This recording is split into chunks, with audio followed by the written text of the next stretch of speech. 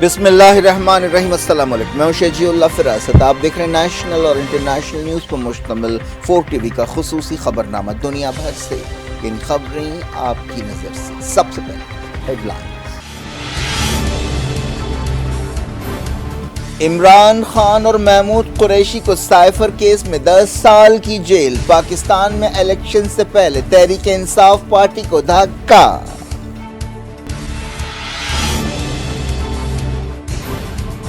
P T I نے کہا انصاف کا قتل ہے، اسلام آباد ہائی کورٹ میں چیلنج کریں گے۔ فیصلے کے دوران عمران خان ہنستے رہے۔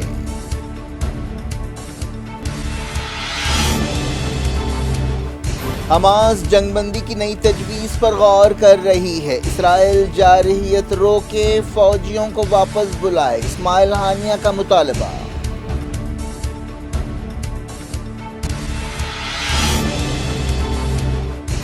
جنین کے ہاسپٹل میں 3 فلسطینی نوجوانوں کو ہلاک کر دیا گیا۔ ڈاکٹرز، نرسز اور سیولینز کے بھیس میں اسرائیلی فوجیوں کی کارروائی۔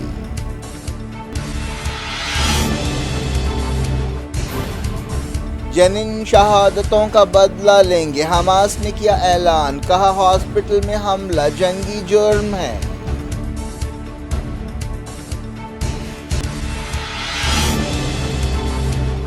غزہ میں اسرائیلی بربریت جاری، 24 گھنٹوں میں 114 فلسطینی جاں بحق۔ حماس نے سینٹرل اسرائیل پر راکٹوں کے دہانے کھول دیے۔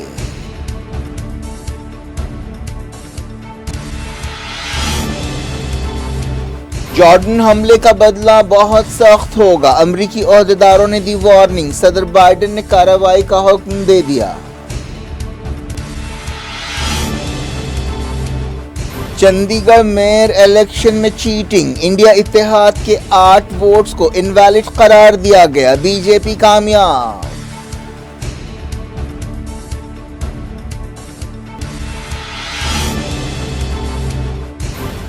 کانگریس اور آپ نے کیا احتجاج، کیجریوال نے کہا دن دہاڑے بے ایمانی کی گئی، لوک سبھا الیکشنز میں کچھ بھی کر سکتے ہیں۔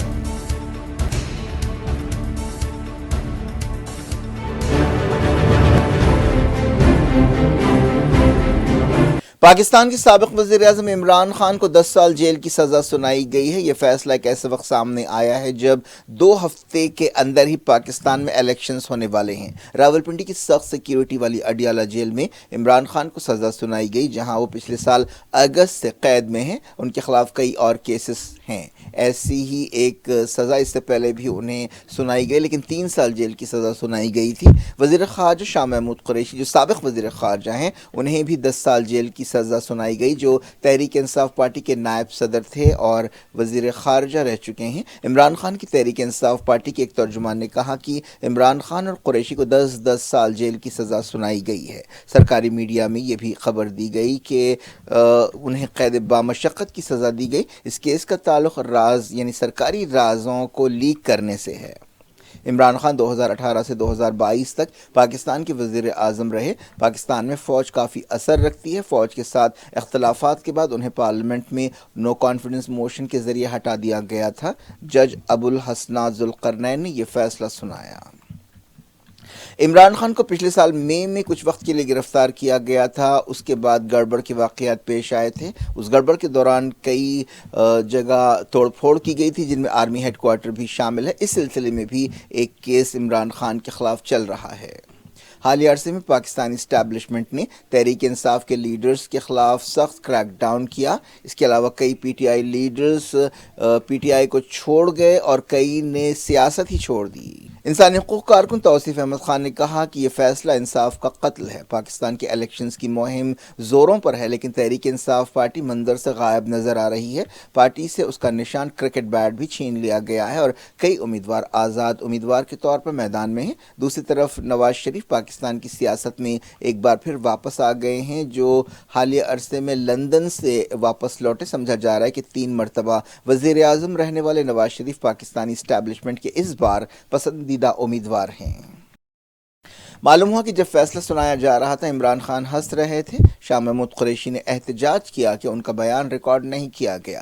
P T I leader Omar Ayub Khan نے سوشل میڈیا پر لکھا کہ یہ فیصلہ سیاسی ہے۔ سائفر سفارتی حلقوں کی غیر رسمی دستاویز کو کہتے ہیں۔ عمران خان نے ریلی کے دوران ایک کاغذ لہراتے ہوئے کہا تھا کہ یہ سائفر ہے، جس سے ثابت ہوتا ہے کہ امریکہ ان کی حکومت گرانے کی سازش کر رہا ہے۔ انہوں نے کہا تھا کہ امریکہ نے دھمکی دی ہے جو اس کاغذ سے ثابت ہوتی ہے۔ اس دستاویز میں 7 مارچ 2022 کو امریکی عہدیداروں اور پاکستانی سفیر کے درمیان بات چیت کا ذکر ہے۔ عمران خان کے خلاف توشہ خانہ کرپشن کیس بھی تھا، جس میں انہیں سزا سنائی گئی ہے۔ اس کے علاوہ غیر شرعی نکاح کا کیس بھی چل رہا ہے ان کے خلاف۔ تحریک انصاف نے کہا ہے کہ وہ اس فیصلے کو اسلام آباد ہائی کورٹ میں چیلنج کرے گی۔ اس سے پہلے عمران خان کو توشہ خانہ کیس میں 3 سال جیل کی سزا سنائی گئی تھی۔ سابق وزیر اعظم نے ان کے خلاف تمام الزامات کو سیاسی قرار دیا۔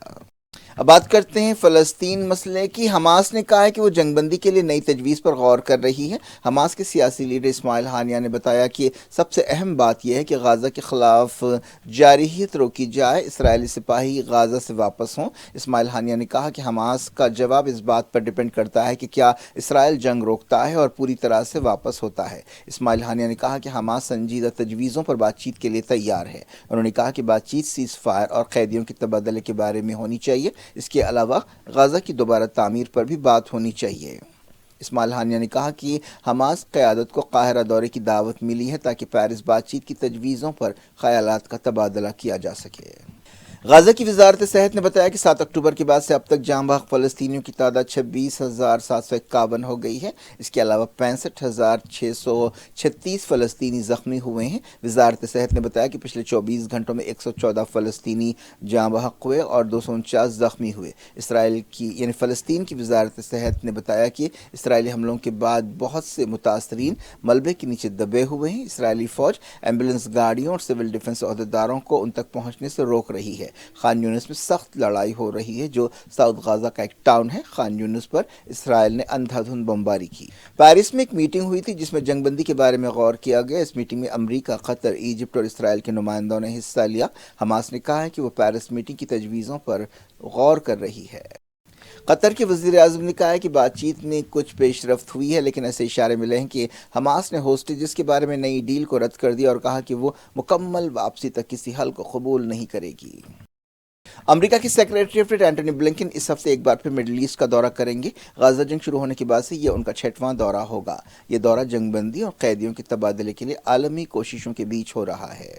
برطانیہ نے کہا ہے کہ وہ اور اس کے اتحادی ایک فلسطینی ریاست بنانا چاہتے ہیں اور اسے تسلیم کرنا چاہتے ہیں۔ وزیر خارجہ ڈیوڈ کیمرون نے یہ بات بتائی۔ انہوں نے کہا کہ یہ ہماری ذمہ داری ہے کہ ہم ایک آزاد فلسطینی ریاست بنانے کے لیے کام کریں۔ وہ لندن میں عرب سفیروں کے ایک ریسیپشن سے خطاب کر رہے تھے۔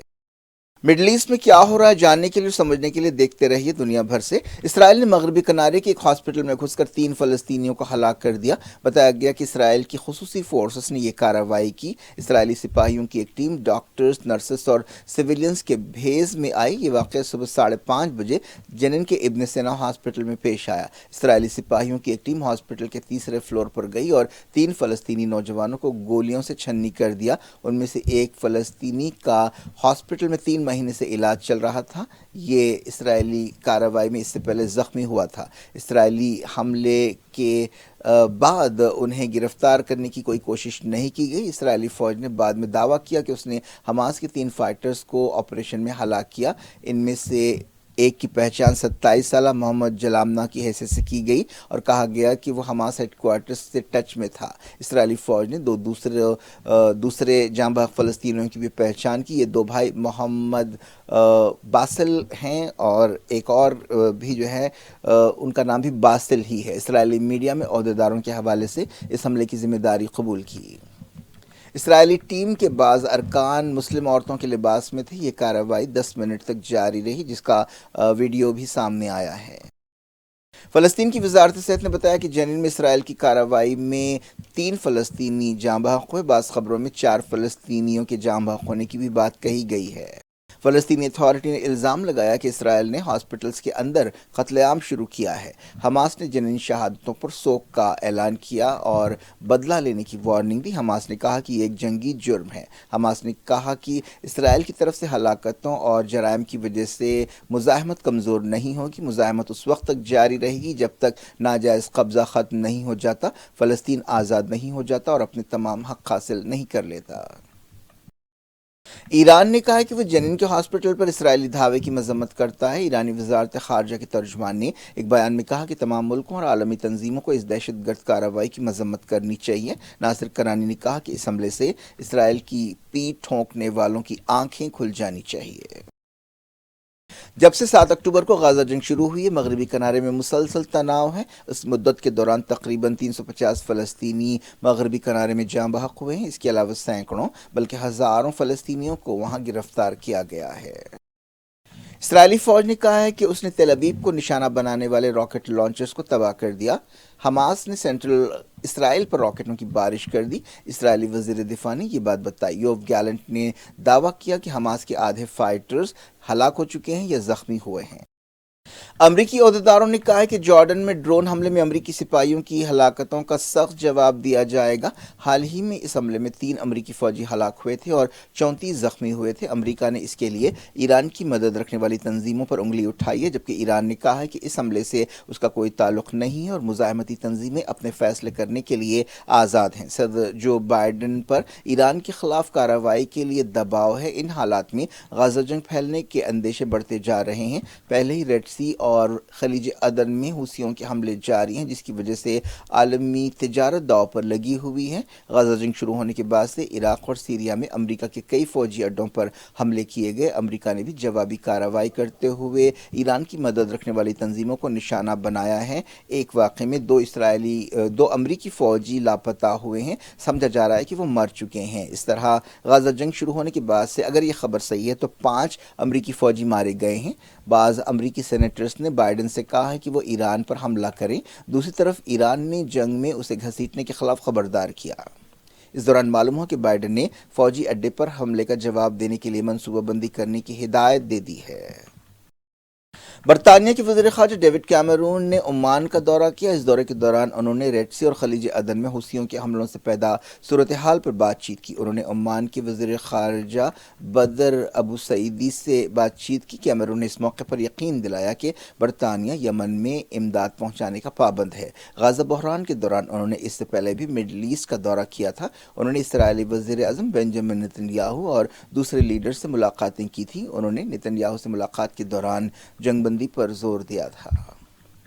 اسرائیلی فوج نے دھمکی دی ہے کہ وہ جلد ہی لبنان سرحد پر بڑی کارروائی کرے گی۔ اسرائیل کے ایک وزیر کے حوالے سے یہ بات کہی گئی۔ 7 اکتوبر کے بعد سے اسرائیلی فوج اور حزب اللہ کے درمیان تقریباً ہر روز لڑائی ہو رہی ہے۔ لوٹتے ہیں انڈیا۔ چندی گڑھ میں بی جے پی نے میئر کے الیکشنز میں ایسا معلوم ہوتا ہے کہ کچھ گڑبڑ کی ہے۔ کانگریس اور عام آدمی پارٹی کے 8 ووٹس کو انویلڈ قرار دیا گیا، جس کی وجہ سے بی جے پی کی کامیابی ممکن ہو سکی۔ کانگریس اور آپ نے اس چناؤ کا بائیکاٹ کیا اور الزام لگایا کہ بی جے پی نے غلط طریقے سے کامیابی حاصل کی۔ بی جے پی کے منوج سونکر چندی گڑھ کے میئر بن گئے ہیں۔ اس کے علاوہ ڈپٹی میئر اور سینئر ڈپٹی میئر کا عہدہ بھی بی جے پی کے پاس گیا ہے۔ سونکر کو 16 ووٹوں کے ساتھ کامیاب قرار دیا گیا۔ بی جے پی کے پاس جملہ 14 ووٹس تھے اور اس کا ایک اتحادی تھا۔ سمجھا جا رہا ہے کہ اکالی دل کا ایک ووٹ بھی بی جے پی کے حق میں گیا۔ کانگریس اور عام آدمی پارٹی کے 13 اور 7 ارکان تھے، لیکن 8 ووٹس کو غیر کارکرد یا انویلڈ قرار دیا گیا، جس کے بعد کانگریس اور آپ کے امیدوار کو 12 ووٹ ملے۔ اس نتیجے کے بعد عام آدمی پارٹی لیڈر اروند کیجریوال نے کہا کہ چندی گڑھ کے میئر کا چناؤ بہت غلط طریقے سے ہوا اور یہ دن دہاڑے بے ایمانی ہے۔ یہ فکر کی بات ہے، اگر یہ لوگ میئر کے الیکشن میں اس سطح تک گر سکتے ہیں تو ملک کے الیکشن میں جو لوک سبھا الیکشنز ہوں گے اس میں کچھ بھی کر سکتے ہیں۔ چندی گڑھ میئر کے عہدیدار چندی گڑھ میئر کے عہدے پر جو نتیجہ آیا، اس کے بعد عام آدمی پارٹی کے امیدوار رو پڑے۔ कांग्रेस लीडर राहुल गांधी ने बिहार के चीफ मिनिस्टर नीतीश कुमार पर तंज किया है और कहा है कि वो मामूली दबाव भी झेल नहीं सके, उन्होंने यू टर्न ले लिया। भारत जोड़ो न्याय यात्रा के दौरान बिहार के पूर्णिया में एक जलसे से खिताब करते हुए राहुल गांधी ने कहा कि बिहार में महागठबंधन समाजी इंसाफ के लिए लड़ाई लड़ेगा। उन्होंने कहा कि इस मकसद से हमें नीतीश कुमार की बिल्कुल ज़रूरत नहीं है। इस गठबंधन में आरजेडी, कांग्रेस और कम्युनिस्ट पार्टियां शामिल हैं। एनफोर्समेंट डायरेक्टरेट ने बिहार के साबिक deputy chief minister Tejashwi Yadav से जमीन के बदले नौकरी स्कैम के सिलसिले में पूछताछ की। कई घंटे लापता रहने के बाद झारखंड के चीफ मिनिस्टर हेमंत सोरेन रांची पहुंचे। उन्होंने अपने मकान पर जेएमएम इत्तेहाद के अरकान असम्बली की मीटिंग की सदारत की। हेमंत सोरेन और एनफोर्समेंट डायरेक्टरेट के दरमियान 2 दिन आंख मिचौली का खेल चलता रहा। एनफोर्समेंट डायरेक्टरेट दिल्ली एयरपोर्ट पर उन्हें ढूंढ रही थी। हेमंत सोरेन सड़क के जरिए रांची पहुंचे। क्या कुछ हो रहा है आपकी दुनिया में, आखिर में हेडलाइंस दुनिया भर से एक बार फिर देखते हैं। इमरान खान और महमूद कुरैशी को साइफर केस में 10 साल की जेल। पाकिस्तान में इलेक्शन से पहले तहरीक इंसाफ पार्टी को धक्का।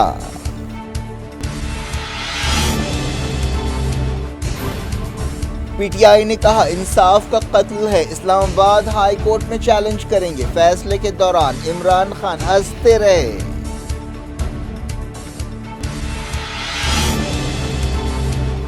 हमास जंगबंदी की नई तजवीज़ पर गौर कर रही है। इसराइल जारहियत रोके, फौजियों को वापस बुलाए, इस्माइल हानिया का मुतालबा।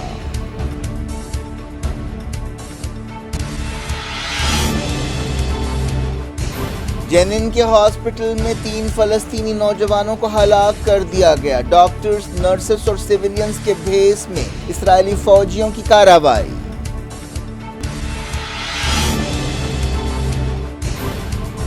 जेनिन शहादतों का बदला लेंगे, हमास ने किया ऐलान। कहा हॉस्पिटल में हमला जंगी जुर्म है।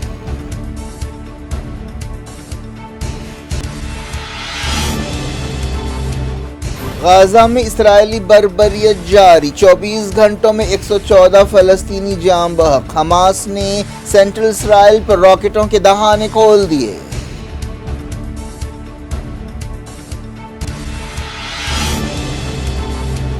जॉर्डन हमले का बदला बहुत सख्त होगा, अमरीकी ओहदेदारों ने दी वार्निंग। सदर बाइडेन ने कार्रवाई का हुक्म दे दिया। चंडीगढ़ मेयर इलेक्शन में चीटिंग, इंडिया इत्तेहाद के 8 वोट्स को इनवैलिड करार दिया गया। बीजेपी कामयाब।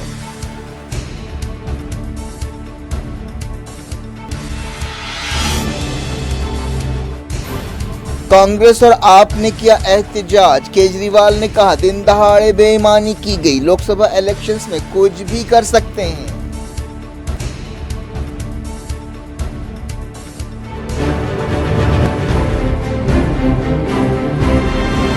ये थी आज की खबरें। शेड्यूल अफरा सबको दें इजाजत और अपना बेहद ख्याल रखें।